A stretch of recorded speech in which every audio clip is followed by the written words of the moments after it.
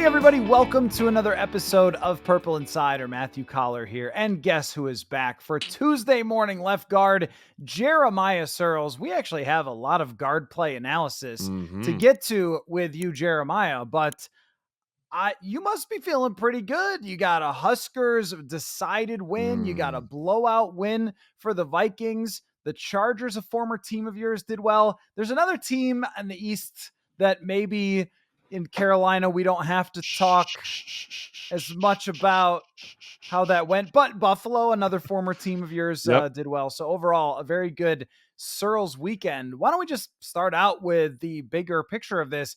We have not had a lot of Purple Insider blowout podcasts for Tuesday morning left guard. So give me your impression of what happened in East Rutherford. You know, I'm trying not to overreact. I really am, because the Giants are not, I mean, that's a 2 or 3 win, maybe 4 win football team. Like, they just don't look very good. But at the same time, it is a lot to get excited about. There's a lot to look at from that Vikings team and go, okay, maybe we can be frisky and fun this year. Like, I don't think we're putting ourselves in the realm of contenders, because you watch teams like the Cowboys and the Niners and the Eagles, and like, okay, that's a different class of like contender types. But then you look at the Vikings and go, we can win some games with the tools that we have and the players that we have. And if we execute like we did on Sunday and don't have mistakes, and that was another thing. I thought it was a very clean game overall. Like, if you don't beat yourselves, there's enough talent on this team that I think you could make some noise in the NFC North. Right. You get an early fumble. There's some Yeah. penalties, but I noticed referees around the league were very excited to take that thing out of their pocket and throw it on the They've ground. been waiting. They've been waiting since February, man. They want to affect the game. I want to be part of it. That tackle's 6 inches from the belt line. I better throw the flag on this guy. God, that rule pisses me off, Matt. That rule drives me nuts. There were a few, I mean, yeah, on opening night, they got all up in the game, and then they definitely did in the Vikings game as well, Yes. where, there's a punt. Let's make sure we call someone for holding, even though nothing happened. I like when referees, if there's something on a play that was totally on the other side and doesn't matter at all, just let it go. If it didn't affect the play, and that happened a few times with things that weren't that involved. Bradbury had a hold where, I don't know, is that really a hold? And then, I mean, even the Giants have a big beef in that game too, because the pass interference on Addison, I give credit to Addison, who was not that physical at the catch point last year, for getting it in the business there with the corner, but he interfered more with the corner than the corner did with him. So maybe we'll try to work on that, go on to week 2. So aside from a couple of penalties and the fumble, the interception was super random, just the ball popping up in the air. But when you talk about execution, to me, the tying of the run to the pass, you and I talked excitedly about the idea of a running back actually succeeding. We got exactly what we wanted from Aaron Jones, and then working off that in the pass game. Aaron Jones is going to be a difference maker. I mean, you and I got to see him do it against the Vikings in person and for a lot of years, and he left, and I think he's playing with a little bit of a chip on his shoulder. I think he's looking at going, I was one of the best running backs in the league, in my opinion, at one point in time. Like, I still have that. And he ran the ball extremely physical. He did some things in the pass game that are going to be able to create matchups. If it's man coverage, if it's one-on-one coverage, and you want to try and cover him with a linebacker, he's going to expose that. But if you can hand the ball off to that guy over and over and not make Sam Darnold throw the ball 40 times a game, that's the recipe for winning. And now it helps when your defense is not letting the other offense piss a drop. And fat guys, you text me and go, it's fat game. The game's so different for you fat guys when you're ahead. It's so true. It's so much easier. It's so much more fun. It's so much more physical, downhill, point of attack type of stuff. But also, we haven't had running back play like that since Dalvin Cook prime. I mean, that shown, and I know it's week 1, and let's not overreact, but he showed some things in that week 1 that you think this guy can be the workhorse and the carries of 15 to 25 carries a game type of player going forward. I want you to explain Aaron Jones to me. As funny as it is to call you an elite athlete, truly, though, if you play at the NFL level, you are. But you've seen linemen like Trent Williams, who the Vikings are going to face, or Christian Darrisaw, where there is some matrix that they see or some way their brain is wired that works differently than everyone else. And I think this applies to Aaron Jones. And the touchdown run is so freakish to me, even though it looks so simple. He gets the ball, and yet the guy looks like he was running 90 miles an hour when he burst out of the backfield on that play. And to see with that anticipation and having been on the sideline for many camp practices, knowing how fast things actually develop out there, how is that possible? And why does this happen for certain people? Because whatever it is, Aaron Jones has it. So much of it is understanding your capabilities as a player and then understanding when to take advantage of that and when not to, right? Understanding like, hey, if I bounce this based off of what I'm seeing in this half a second read that I have, do I have the speed to outrun this contained player or is he going to catch me? Right. And understanding the difference when to take that shot and try and make the big play, or hey, I don't think I'll be able to get around him. Let's put my foot in the ground, get north and south, and get 4 yards in a cloud of dust. And Aaron Jones, for me, has one of the best feels for that type of moment as anyone in the NFL, right? To understand, I don't have to press the big play, right? It'll come to me, but knowing when to shoot his shot, knowing when to look at this and go, I can make this happen in a split second and go. And that doesn't happen unless you have complete control of your body and complete control of how to like operate your speed and your agility. But his burst for being an older running back is still extremely good, right? So many times you like those guys as they get older, they try and bounce that outside and they just don't have that second gear that they can just drop and turn the jets on. And I saw that out of him multiple times this game where he broke through the first layer or he got out to the edge and he just turned on a completely different speed and just beat everyone to the corner.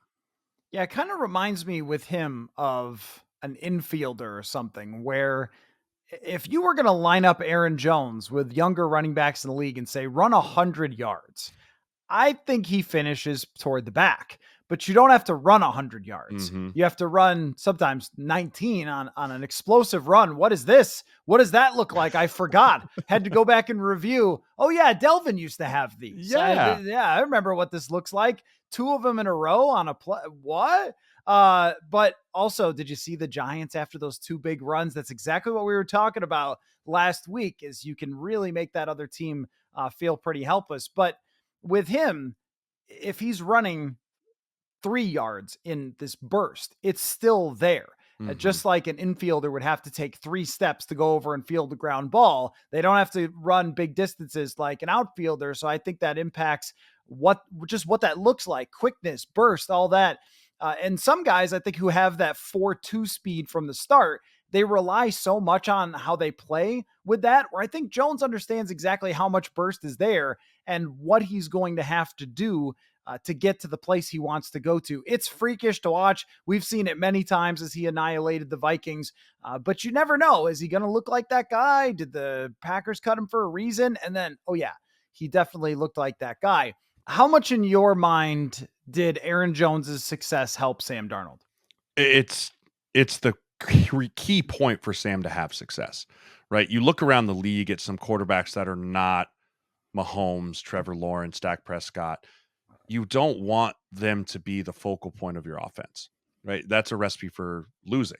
But if you can have the running back be the focal point of your offense and then have Sam Darnold be the support and the point guard and the wheeler and dealer, that's where you need it to be.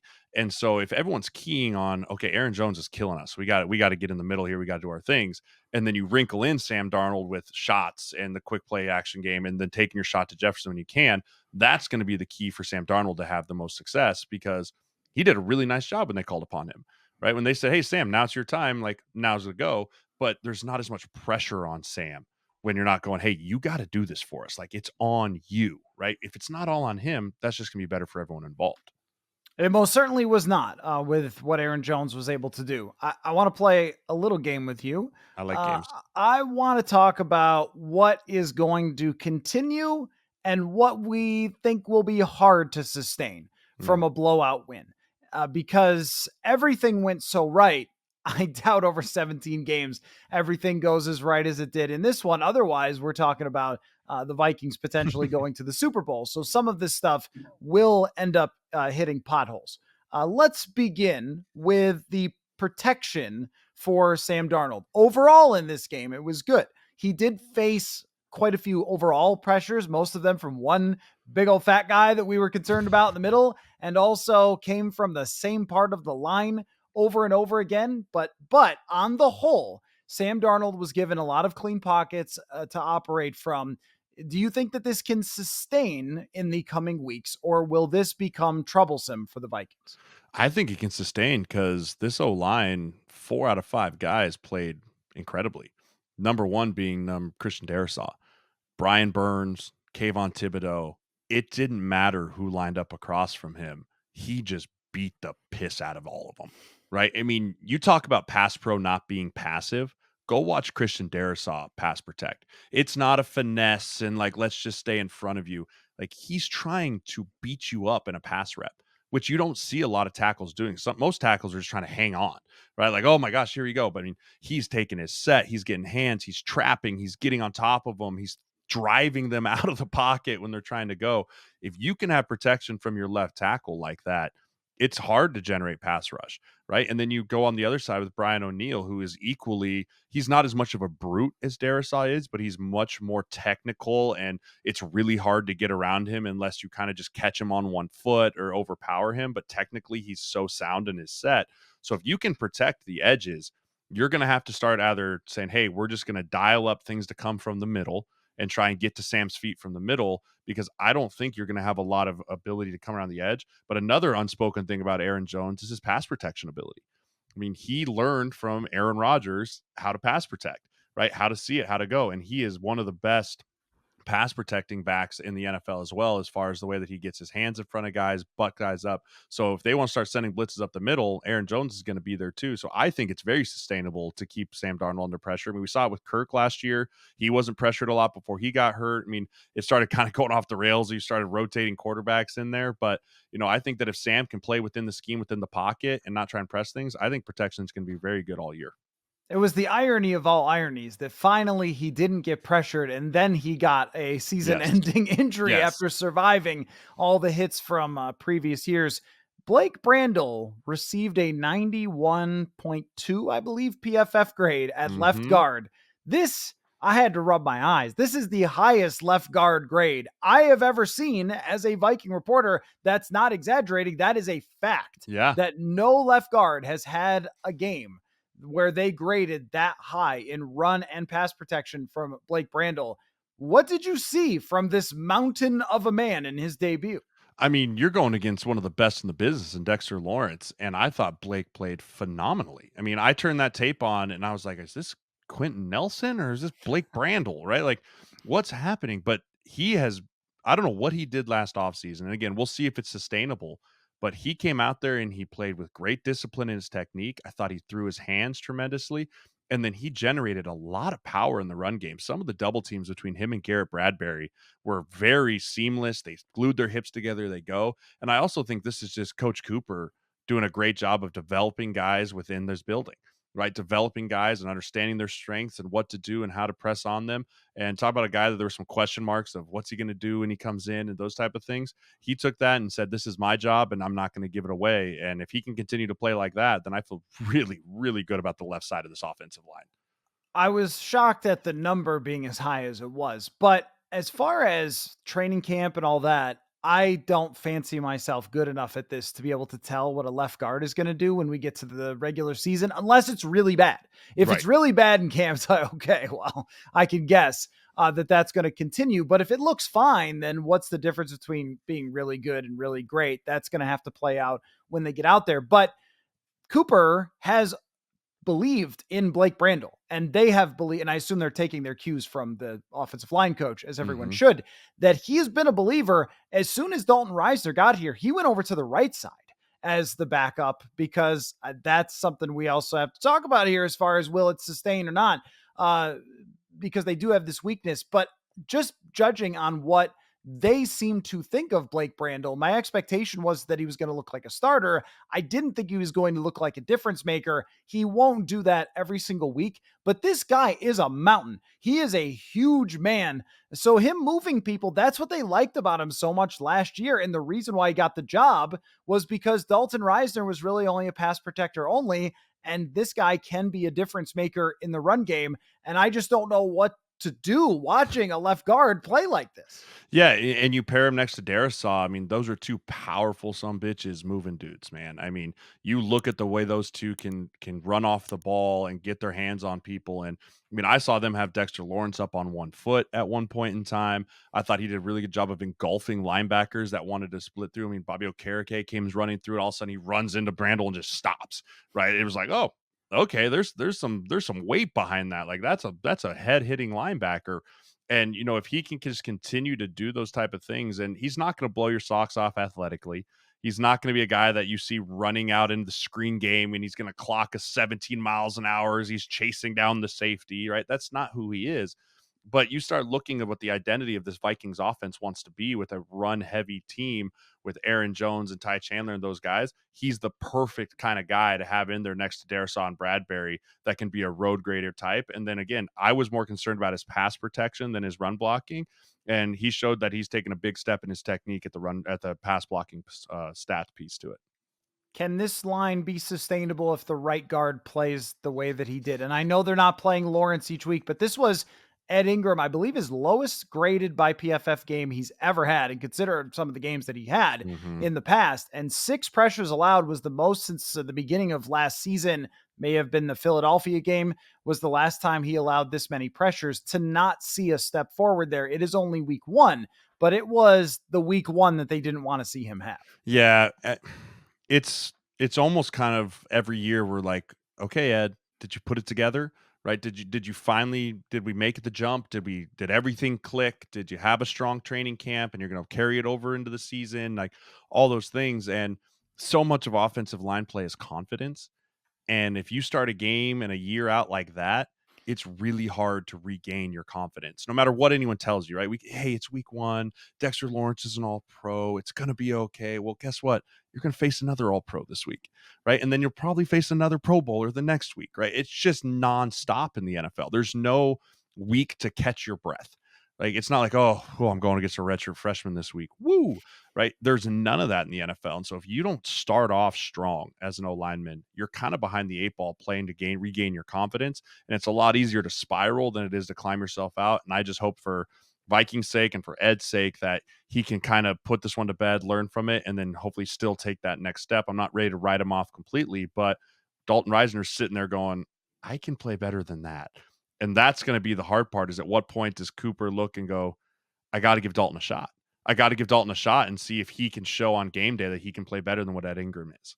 Right. I think that Ingram has 3 weeks because that's when Dalton Reisner can come off of IR. And when he comes off IR, if it's been 3 games that are much better, Mhm. okay, we go forward. If it's been 3 games of the same and you're bleeding pressures from that side, if you stick Reisner in this and Brandel's playing even remotely like he did, you might have one of the best pass protecting units in the entire league. I'm perfectly willing to sacrifice a little bit on the run blocking on one side Yes. to have Sam Darnold get more clean pockets, because when he was in a clean pocket, he really threw the ball very well. You ask me one. What do you want to know if it's going to sustain? What do you want to know? What do you Is think? is the Brian Flores run and gun, get after the quarterback, blitzing like crazy going to be able to sustain like it was early in the year, or are we going to see a fall off like we did on the back end of the year last year for his blitzing heavy defense? Yeah, I thought it was interesting that the blitz numbers were down from where they were last year against the Giants, which is a good sign to me because Mhm. that says you can rush the passer more often with 4. Daniel Jones made it very easy to rush the passer. Even when he had time and clean pockets, he made them into not clean pockets. And that's always the funny thing about pressures, because on the Giants side in their meetings, they're saying, look at these pressures the quarterback allowed. And on the Viking sides, they're saying, look at all these pressures we got. This is great. Let's just do that again. I guarantee you it's not going to be that easy against the San Francisco 49ers, who get the ball out quickly. They get it to guys underneath. They can't just run after the quarterback, but being able to use Grenard Van Ginkel and even a little bit of Tillery, a little bit of Harrison Phillips. You don't need a ton from them. You just need a little from them. So you're not constantly sending Ivan Pace. Then when you do send him or Blake Cashman, then the quarterback goes, oh. That now I got a linebacker coming at me, as opposed to, I know this linebacker is coming. He's always coming after me. And I think it was 8 rushes for Cashman, 7 rushes for Pace, and a handful for Harry and a handful for Metellus, but it wasn't 20 of them Mhm. out of Daniel Jones's dropbacks. And that's what they need to sustain the rush. So my question is more of, can they sustain the rush from the edge rushers without having to use too much of the blitzing game? Because once you have to lean on that blitzing game so much, look at the quarterbacks they're going to play. There's so many veterans in here that they'll figure it out. The Matthew Stafford, the Jared Goff that you're going to see down the road. I don't know what to think of Rodgers' debut. You're going to see him a few weeks into the season. If he improves off of that, he'll be able to diagnose stuff and get rid of the football. So they did, as far as you talk about confidence, building a confidence of a defense playing against a quarterback that was struggling that much is fantastic. But this week is the true test. So really, even just from a broader perspective, can they keep getting after quarterbacks like that? I'm going to say yes, because they have more talent than they did last year, but I don't think to that degree that they did against Daniel Jones. Folks, US Cellular noticed that the way we use our phones has gotten to be ironic. We try to put our phones down for dinner, but the menu is on a QR code. That's ironic. We hit like on social media posts that we don't actually like. Ironic. Which is why US Cellular has created Us Mode to help us reconnect with each other and use our phones less ironically. A phone company wanting people to use their phones less? Ironic. Let's find us again with Us Mode from US Cellular. Visit uscellular.com/built for us to get started. Yeah, I was Tillery for me was a shining kind of spot of a spark.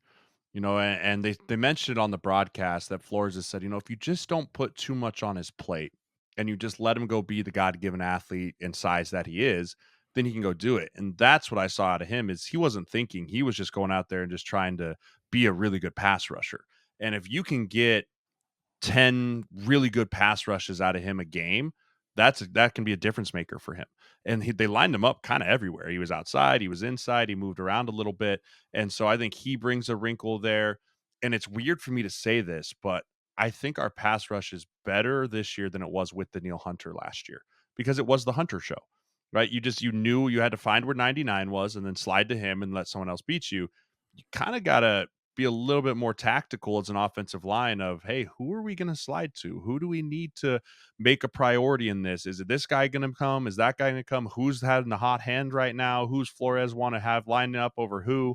Right. So it's going to put a little bit more of a headache on the offensive line front because it's not just going to be so obvious of, oh, there's 99, slide that way. Right. And I also think, too, and this is no slight on Danielle Hunter No, because no, no. what an unbelievable player that he was. Jonathan Grenard has this thing where when he wins his rep, and this is by the numbers, he wins it super fast.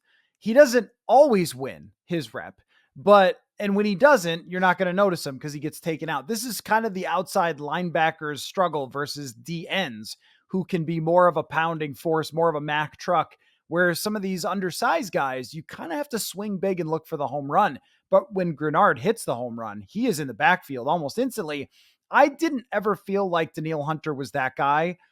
Everson Griffin, I thought was, who would just beat the guy in 1.5 seconds and then he's sacking the quarterback or pressuring him, where Hunter would wear his guy down and push him back, push it back. So when Justin Fields hung in the pocket forever, he would eventually get to him and sack him. Again, no slight. It's just a different type of thing. And they have multiples of these guys. And I just think Andrew Van Ginkel is a total game changer for this defense. He can do so much. His pass rush is excellent. We saw his coverage could be really good too. So he's quite a player. I think their up front overall is much, much stronger than it was last year. Why don't we talk about the quarterback from your perspective? Now, look, PFF graded him a little higher than Mahomes for week 1. And that's, hey, look, He earned it. You make that throw, right? You barely incomplete any passes. The only pick was not your fault at all. And you make that throw to Jefferson. Hey, you deserve that PFF grade. We all know he's not going to grade the number 1 quarterback in the league for the entire season. But how sustainable is it, even grading on a curve here, if we all know this was just 1 week? It's sustainable as long as the run game's sustainable. I don't think it's you can't say it's just can Sam Darnold do this every single week because he can't. But can he do it if the Vikings run the football the way that they've ran the football this week? Then the answer is more leaning towards yes, it is sustainable. But it's the National Football League. You're going to get into parts where it's a one-score game. It's going to come down to a 2-minute drill either before the half or at the end of the game, and we're going to have to ride your arm to get down the field. That's just life in the National Football League as a quarterback. That is where I still have questions about Sam Darnold. I obviously he was a talent in college, top 10 pick, top 5 pick, whatever it was. He has the big arm, he has the arm talent, but I can't remember a time where I saw Sam Darnold take a 2-minute drill with the game on the line and go down the field and be the guy and have confidence that he's the guy, right? I mean, Tom Brady used to get in like, "Oh, shit, game's over," right? And I'm not saying he's Tom Brady, but I don't know if we can rely week in and week out on Sam Darnold to do that when we need him to, because it's going to happen. I mean, most games in the NFL come down to one score. And so until we can see more of that situational type football from Sam Darnold, it's hard to answer that question with yes, that's sustainable. What we saw this week with the play actions and the precision when we're running the football, that I think will be more sustainable throughout the year. But it's the X factor when the game's on the line. I don't know if that's sustainable for Sam Darnold or not. The one time he did it was against the 2021 Vikings, that defense that was so miserable at holding leads. Yeah, Yes. Cooper Rush, Sam Darnold. Cooper There were Rush. some really I interesting comeback. forgot about Yeah, the the Cooper Rush winless. game. Yep, the winless Detroit Lions Yep. drove down the field, and Cam Dantzler decided that the end zone starts at the back line and not the front, and it's that didn't work out so good during that season. Yeah, the Cooper Rush one, the ball bounced off Mm. Rashad Breeland to CD To Lamb and CeeDee ended up, Lamb. yeah, Yep. that whole thing. But in general, Sam Darnold, it's really when you're, say, in a situation where it's 17-10 in the third quarter and you need him to play from behind, or 17-7 and go get you a touchdown drive, and they know you're not running the football. Mhm. Early fourth quarter, mid fourth quarter, that's where he, just by the numbers, has not been a very good quarterback. Correct. And that is what separates guys who are great quarterbacks. This feels very Case Keenum-y, Pat Shurmur-y for the game plan, where if you could play from ahead all the time and you could play at a Mike Tomlin slower pace, let's not turn the ball over and have our quarterback only do so much, you can absolutely win a lot of football games like that. I don't know how many good teams you could beat like that. That's maybe the issue. And they are going to play a lot of good football teams. So at some points, they are going to need Sam Darnold to be able to carry them. Where it's a little more tricky is if Jordan Addison is banged up and they still don't have Hawkinson. Now it requires some players who aren't really difference makers to occasionally make a difference. I was just about to say, I think not having Hawk in those type of situations is going to be tough because nobody loves a big pass catching tight end more than a quarterback. I mean, they're security blankets, they're over the middle, they're big bodies, they're escape routes, all those things. And that's what Hawk was for, I mean, so many years in Detroit. And that's what he was last year for the Vikings. And so with Addison being out and Hawk not being in, obviously all the attention's going to 18. Right. If I'm a defensive coordinator, I'm going to say we can't let Aaron Jones beat us. We can't let Justin Jefferson beat us. Right. Let's try and take those two guys and put the ball in Sam Darnold's hands and make him prove to us that he can beat us on his own through his arm. Right. And so I think we're going to see a little bit more some stacked boxes. I think we're going to see a little bit more bracket coverage on Jefferson and see if some of these other receivers and some of these other tight ends can create separation. Then can Sam Darnold hit them?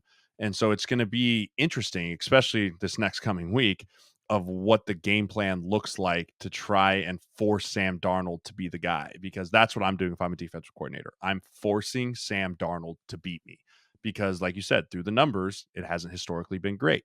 Can he do it? We'll see. I think this is the best supporting cast he's ever had. So I'm not saying that he can't do it with this cast, but he still has to prove it to the rest of the NFL and to everyone else that he has the ability to be the X factor. One thing I also think is sustainable is Kevin O'Connell, like Kyle Shanahan, really understands how defenses think. And the difference between a good play caller, good play designer, and not that great is, I think not that great plays their system and runs their plays. These are our systems, these are our plays. Where I think what Kevin O'Connell does is he understands the rules of the opposing defense When we put someone in motion, they are going to handle it this way. When we can move, just for example, CJ Ham on one of their bigger plays that got Darnold, I think, some confidence, that 22-yard gain to Oliver. Here's CJ Ham going out in motion. I think he ends up out wide. And I believe someone pays attention to him. I mean, you have to, if somebody's out there. And that gave an indicator to Sam Darnold. I don't remember exactly how the play works, but they do that a lot, where it's, let's just move a little guy here and just see how they react and get a good sense based on their rules and their history of how they play defense, and then how they're going to react. Also, the other thing is too, having a true number one wide receiver isn't just about the catches you make. It's also about the attention you draw. And O'Connell in that play that goes to Naylor just understood someone's going to have to be there with Justin Jefferson, if not multiple someones. So, and then Naylor ends up getting wide open because of it. And just an interesting little clever wrinkle that allows Sam Darnold to not have to do anything hard and yet get explosive plays. I think that part can be sustainable. Yes. And that's going to be Kevin O'Connell being great. And I think he is. I think he's a phenomenal play caller. I think he can scheme guys open. And now it's just going to be, can he continue to do it? And then can Sam Darnold execute it at a high level? Right. I have no doubt that Kevin O'Connell can do it. That we saw him do it with Josh Dobbs. We saw him do it with Nick Mullins, with Kirk Cousins. Like, he can do it. Can Sam Darnold execute it at a high level? That's more of the question mark. Okay, so the punting, there was 3 out of 4. No, I'm just kidding. There were 3 out of 4 that went inside the 20, but that's, I'm joking. Corners. The corners were a non-story in this game. That's the best place they could be for the Vikings. The safeties did their jobs. Harrison Smith gets a pick. Josh Metellus played really well in this game. They're going up against Ayuk. They're going up against Deebo Samuel. Juwan Jennings has become an extremely good player for that team. And then the following week, Nico Collins, Tank Dell, Stephon Diggs. Is it sustainable that the corners can be a non-story? I don't need them to be Darrelle Revis, Sauce Gardner, Patrick Surtain. But I need them to not walk out of the stadium going, the corners lost us this game. The best way that they become sustainable is what our whole previous conversation was about the pass rush, right? I think that if we can't get home and we can't get to the quarterback and we allow him to sit back there, that's when the corners become a problem. That's when I don't think they can hold up for 4 seconds if Aaron Rodgers or Brock Purdy or CJ Stroud or whoever can sit back there and go first read, second read, third read, no one's there, bang, right? If they can do that, that's where the corners are going to struggle. But Flores knows that. And so I think Flores is going to go more along the sides of, well, we had some success early with just sending our front 4, our front 5. Let's start with that and give our guys some help on the back end and have our linebackers sit back underneath in that deeper zone piece to take away those underneath so that they really only contest our corners on the deep and the outsides or the middle halves or whatever it might be, and give them a little bit more of a security blanket. That is sustainable as long as we can get home to the quarterback. If we can't get home to the quarterback, then I'm with you. I really worry about our corners holding up in tight man coverage, or if we have to really start dialing it up to get to the quarterback and it's true man coverage across the board. That's where I start worrying about, is that sustainable to have them and ask them to do that 30 times a game? It's such a silly thing to say. If they could just be winning all the time, everything is so much easier, but it's absolutely true. Yes. If you can play those corners back and not ask them to be up on the line of scrimmage all the time, because you can give up 15 yards and it's not that big of a deal if the other team gets into field goal position, because you're winning and because you're controlling the ball. All those things worked against the Giants.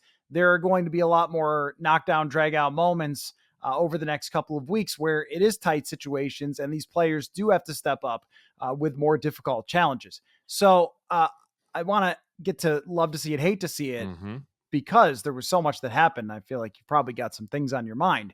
San Francisco, do you think let's put it this way, not do you think they can win? You always could think someone can win in the NFL any given Sunday, except maybe the Giants the rest of the year. What chances? Give me a percent. Give me chances that they upset the very impressive San Francisco 49ers at US Bank Stadium.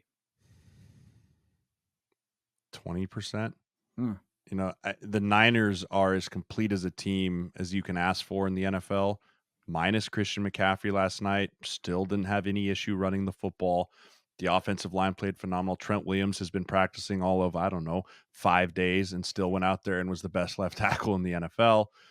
George Kittle, Deebo Samuel, Brandon Ayuk dropped a touchdown because he has been practicing. So they're only going to continue to get better and better as the year goes on. I mean, that front did a great job of getting to Rodgers last night without blitzing. And then when they wanted to dial it up, you have Campbell and Fred Warner. I just look at them and go, contender, legit contender, Super Bowl or bust type of team. And then the Vikings are more of that frisky and fun and can maybe make some noise. But when you have to go in a heavyweight bout with a team like that for 60 minutes, it's really hard to think that the talent gap isn't just going to take over at one point. And that's why I just don't think it's going to be an upset in US Bank, unfortunately. I'll go 37%. I like it. A little bit higher just because it's the NFL and Make it your is case. Make your home. It case. is home. Well, one thing is that Brian Flores gave Brock Purdy more trouble than almost any defensive coordinator in the league last year when he had a lot less talent. He was And concussed. okay, at the end, but even before that, even when he had his faculties and he knew what he was doing, they weren't dominating that game. And that helps. The fact that the interior D line is really centralized on run stoppers helps to some extent.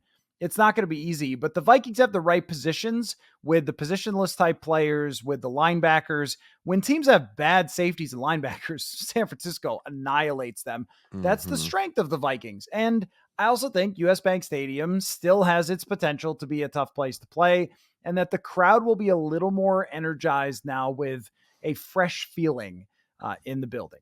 Where would you, I'm sorry, go ahead. I was just say, in order for this upset to happen, they have to start fast. They have to. If I'm Kevin O'Connell and I win the coin toss, I'm taking the football. Right? I want to take the football and I want to say, "Hey, let's go get a lead on these guys. Let's put 7 points or 3 points and put a little bit of pressure on them and make them play from behind even if it's quickly at the beginning, right? And just put a little bit of pressure on them and bring this place alive." If we come out and struggle on offense initially and they go right down the field fast on the first quarter, I think things could get out of hand a little fast. But I do think if you can put some pressure on Brock Purdy in this offense in an away stadium that is US Bank is as much a difference maker of a stadium as there is in the NFL. There's no doubt about it.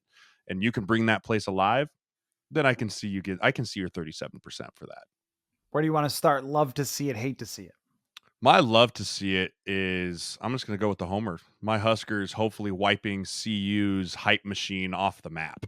Right, the Shadur Sanders is going to win the Heisman, and Terrell Owens on the sideline, and LeBron James tweeting about Hunter, and the Big 12 runs through Boulder. I hope all of that just goes, because that team is not good. That is a bad football team that has some star talent on it. But I loved that my Huskers took care of business year 2 of Matt Rule versus year 2 of Deion Sanders. You see the difference in the two programs. And I am just so tired of hearing of the CU hype machine. And it was so fun to watch Shadur Sanders just pick himself up off the ground time and time again. I did get to run into Phil Lodeholt and Pat Shermer after the game, which was good to see them. And I didn't rub it in their face. It was just kind of like, "Hi, guys. I just wanted to come say hi. It's good to see you." Because I thought Phil Lodeholt was going to break something during that game. I was on their sideline watching the game, and he just would come off the side and just not happy. Big, scary Phil Lodeholt, not happy. But love to see it, though. My Huskers are hopefully back, and hopefully CU is done being talked about. I like your wannabe Mahomes quarterback. I think he can continue to get better. He gets rid of the football. Like that about him. And Phil Lodeholt, one of the few people who would make you look small, which is insane for how big he is. I love to see Baker Mayfield, 37 points he puts up, has an unbelievable game. Well, Cleveland, the team that moved on from Baker Mayfield, is an atrocity with Deshaun Watson. And they have no one to blame for but themselves. I'm not saying they should have stayed with Baker Mayfield there, but I know who they shouldn't have gotten as their quarterback, and it feels like karma has come for them as Baker Mayfield, who I wonder over the season how that's going to play out. Like, is Tampa Bay good? But if Atlanta's no good, we'll see. And the Saints, they have a chance to be in that playoff race again. They also have maybe top 3 linemen in the league in Tristan Wirfs, top 5, something in that ballpark. But I enjoyed the coincidence of Baker Mayfield having one of his greatest games that he's played as a Buck versus the horrific Cleveland Browns offense that could not do anything with Deshaun Watson, who is just toast, by the way. It's just over. Yeah. They can't play him. And as the karma continues to pile on the Cleveland Browns for what they did in bringing him in, they can't cut him. They can't Mm-mm. trade him. The Mm-mm. salary cap is a total disaster for them. Mm-hmm. And I wish them the best of luck as a franchise finding some way to compete. Poor Andrew Berry has built a great team that can't do a darn thing because of who they put at quarterback. And you hate to see it. But you love to see it, actually.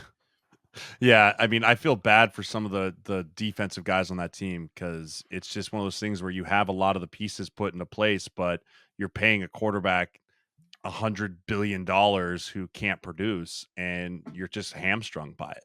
And I'll be curious if that locker room holds together as the year progresses, or if some finger pointing starts going. Because yeah, it's not trending upward in Cleveland by any means. I'm going to say that if I'm in the NFC East, I hate to see that Mike Zimmer is running a defense again in Dallas. Yep. That defense is scary. Mike Zimmer, for all his faults, is an incredible defensive coordinator when it comes to scheming and blitzing and coverage and where to press and how to find weaknesses. He is great with it. And NFC East, best of luck, because that defense is energized. It's new schemed. It's going to be a very, very tough task to score on the Dallas Cowboys. Totally agree. And this overshown gentleman that they have, I saw a little bit of him in watching some of that game back, and where they got another one. They Yep. just have so much freaking talent. Eric Kendricks was playing great football for that team. Yeah, Mike's going to have him playing. And that's why I continue to roll out with the don't worry about the drama. Dallas is going to be really good. Don't worry about how much you hate them. Dallas is going to be really good because talent always overrides everything. I'm going to throw out a love to see it. Let's do it.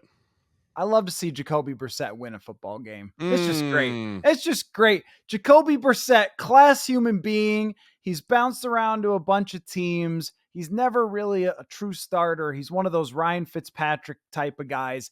And when those guys pull off a huge upset, and I don't know how many they're going to have this year, but when they pull off a true upset against a Super Bowl contender, I just love to see it. It was the biggest upset. I think if you are in one of those leagues where you picked who's going to win, Survivor pool. Survivor, Yeah. oh my gosh, that just eliminated 94% of them, I think.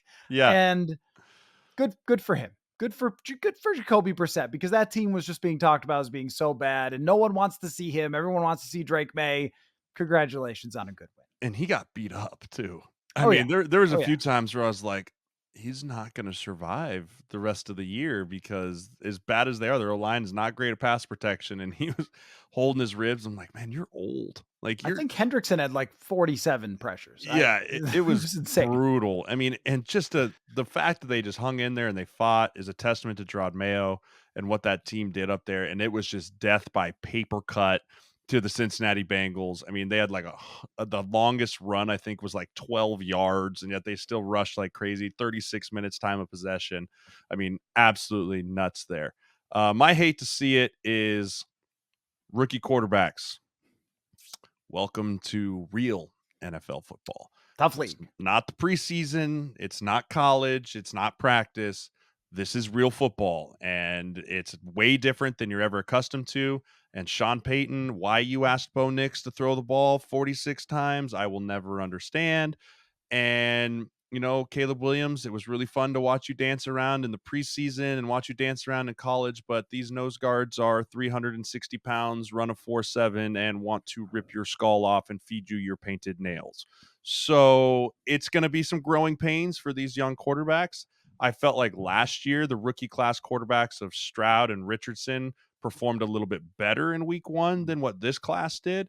But I'm also excited to see how this class grows, like Stroud and Richardson did. I mean, Bryce Young is a whole different can of worms, you know, but can guys like Bo Nix and Caleb Williams and those type of players really start to figure it out here as September and October moves on and see who kind of separates themselves from the class? But tough showing for all the rookie quarterbacks in week one. Yeah, two real quick ones for me. Richardson versus Stroud, you mentioned, just wow. That's one that you want to go back and watch 10 years from now, again, with the way that those two guys played.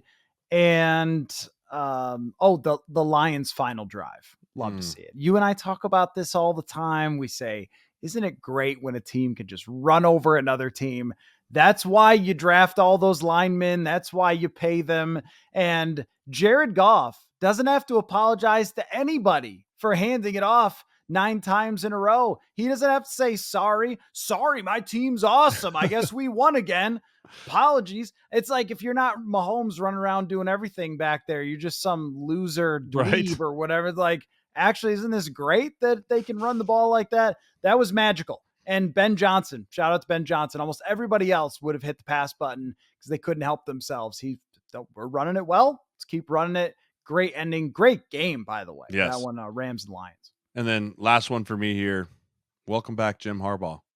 Welcome back. How about it? Yeah. Welcome back, Jim. I mean, the preseason was kind of a disaster, and you're like, oh, what are we going to do? How's this going to work? But talk about just Giro football, Harbaugh-style football, tough, downhill, J.K. Dobbins, Gus Edwards, throwing your biggest pass play to a tight end. I mean, just classic Jim Harbaugh, and they played disciplined football and found a way to win. And my favorite part about that game was the beginning when Jim is like pounding on Herbert, and Herbert's like, stop it. Like, why are you doing this to me? Right. And like, he thought he was going in for the hug. So then he like gives him the hug, but Jim like grabs him like, I'm not done with you yet. And he's like pounding on him. And you can just tell Herbert's like, I don't like this. But I mean, I'm happy he's back in the NFL and he got his first win. And I mean, if they can buy into what Jim Harbaugh's about, I mean, he's as cult leader as they come, but if they can buy into it, then I think the Chargers will have a good shot of making some noise in that division. I don't think anyone ever doubted how good he is at coaching football, maybe about his sanity otherwise. Yes. And if he avoids the NCAA pressing charges or whatever he may have done going forward. But there are no rules in the NFL. So off we go. What an incredible week 1. Can't wait to break down week 2 with you after Vikings and 49ers. Thanks so much for your time, Jeremiah. We'll talk again soon, man. Absolutely. See you next week. Football.